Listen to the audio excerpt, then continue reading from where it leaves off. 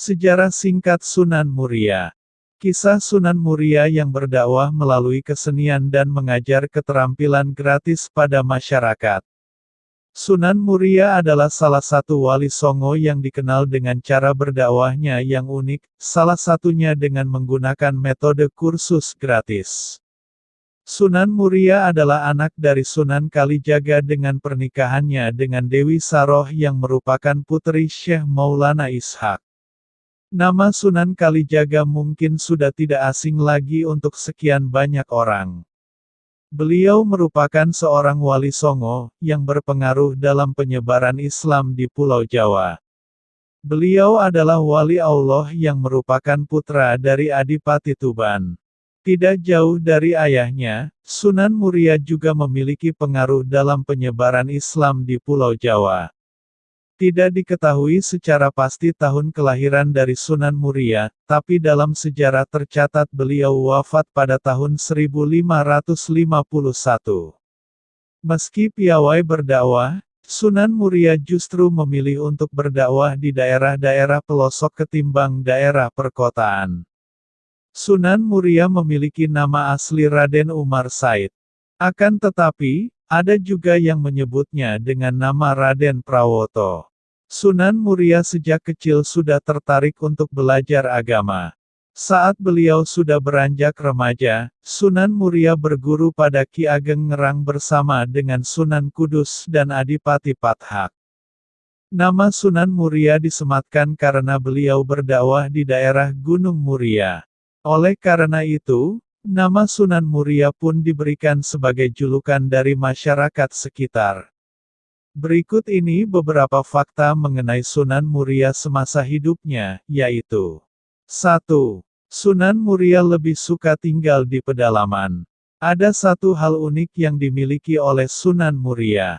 Meski namanya sangat terkenal dan menjadi sosok yang sangat berpengaruh di Kesultanan Demak, Sunan Muria lebih suka tinggal di daerah terpencil dan jauh dari kehidupan pusat perkotaan. Beliau pun memutuskan untuk tinggal dan menetap di Gunung Muria. Gunung Muria adalah salah satu gunung yang terletak di pantai utara Jawa Tengah. Tempatnya ini berada di sebelah timur laut kota Semarang.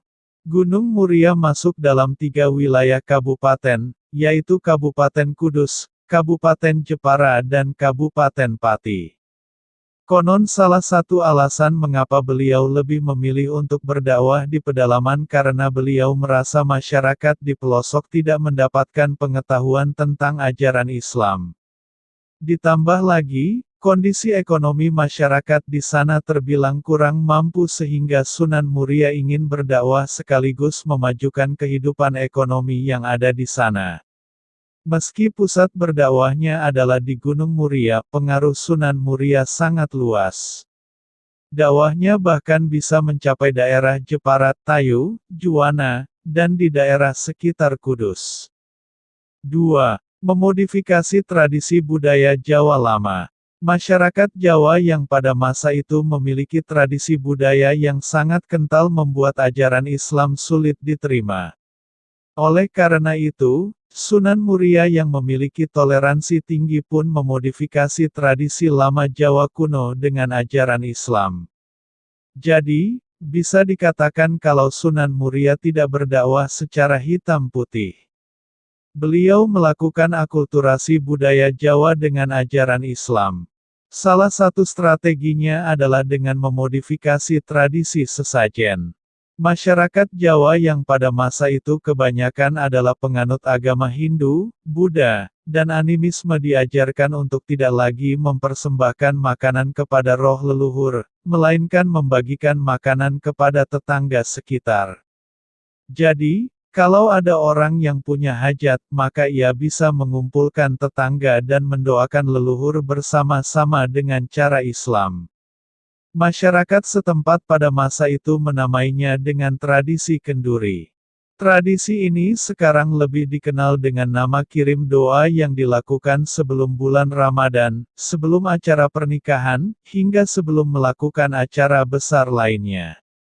Tujuannya masih sama, yakni mendoakan para leluhur atau sanak keluarga yang sudah meninggal. Namun, Tidak dengan menyajikan sesajen, melainkan mengirimkan doa dengan membacakan ayat-ayat Al-Quran dan sholawat. 3. Berdakwah dengan memberikan kursus keterampilan gratis. Sunan Muria dikenal dengan cara berdakwahnya yang bisa dikatakan berbeda dari metode berdakwah lainnya. Sunan Muria memilih metode berdakwah dengan memberikan kursus gratis kepada masyarakat setempat.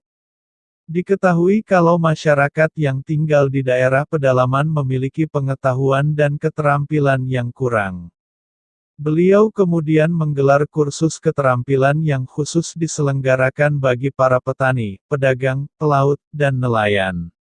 Di kursus tersebut, nantinya masyarakat akan diberikan pengetahuan bagaimana cara berdagang, bercocok tanam, menangkap ikan, membuat perahu, dan lain sebagainya. Setelah mengajarkan kursus gratis keterampilan tersebut, beliau akan mengajarkan ajaran Islam kepada mereka.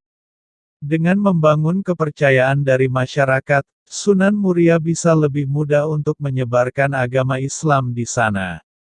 Tidak hanya masyarakat yang tinggal di Gunung Muria dan sekitarnya, masyarakat dari luar kota hingga luar Pulau Jawa pun datang menemui Sunan Muria untuk mendapatkan kursus gratis tersebut. Inilah yang membuat nama Sunan Muria dikenal oleh masyarakat di luar Jawa Tengah. 4. Sunan Muria yang berdakwah dengan kesenian. Bentuk perjuangan Sunan Muria dalam menyebarkan ajaran Islam adalah dengan berdakwah dan mengombinasikannya dengan kesenian. Tak berbeda jauh dengan ayah sekaligus gurunya, yakni Sunan Kalijaga. Sunan Muria memiliki kemampuan mendalang seperti ayahnya. Salah satu kisah perwayangan yang sering dilakonkan oleh Sunan Muria adalah Topo Ngeli. Dalam kisah Topo Ngeli memiliki tokoh utama bernama Dewa Ruci yang merupakan empu dari kerajaan Majapahit. Dewa Ruci ini diceritakan berbaur dengan masyarakat setempat, terutama rakyat jelata. Dengan berbaur bersama masyarakat jelata, Dewa Ruci lalu menjalin hubungan kekerabatan dan meniadakan adanya status sosial.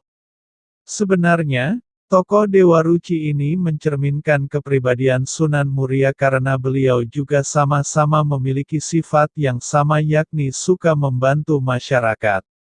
Selain itu, beliau juga sering menggelar pertunjukan wayang hasil gubahan ayahnya seperti Dewi Ruci, Dewa Srani, Semar Ambarang, Jamus Kalimasada, Begawan Ciptaning, dan masih banyak lagi. Saat mendalang, unsur-unsur Islami dimasukkan ke dalam pertunjukan wayang tersebut. Dengan begitu, masyarakat yang menonton pertunjukan bisa mendapatkan pelajaran tentang agama Islam. 5. Meninggalnya Sunan Muria. Belum ditemukan informasi yang valid mengenai kapan meninggalnya Sunan Muria. Namun, beberapa menyebut bahwa Sunan Muria wafat pada tahun 1560 m. Beliau dimakamkan di Desa Celo, Kecamatan Dawe, Kudus. Saat ini, tempat pemakamannya tersebut terletak di puncak Gunung Muria. Untuk dapat ke pemakaman tersebut, pengunjung harus menaiki ratusan undakan tangga untuk dapat sampai ke kompleks makam. Itulah sejarah Sunan Muria yang punya metode berdakwah unik. Semoga informasi ini bisa berguna untuk semuanya. Jangan lupa like, komen, dan subscribe.